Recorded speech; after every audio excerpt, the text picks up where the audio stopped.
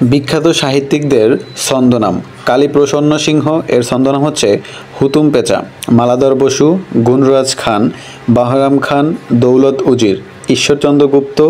যুগ সন্ধিক্ষণের কবি, আব্দুল করিম সাহিত্যী বিশারদ, বিহারীলাল চক্রবর্তী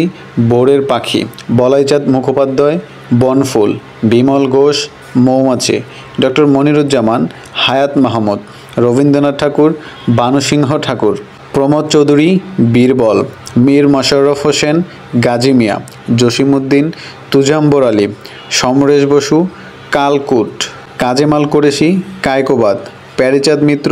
টেকচাঁদ ঠাকুর, নিহার রঞ্জন বানবট্র, শেখ আজিজুর রহমান শওকত ওসমান, চারুণ্ডচন্দ্র চক্রবর্তী জরাসন্ধ,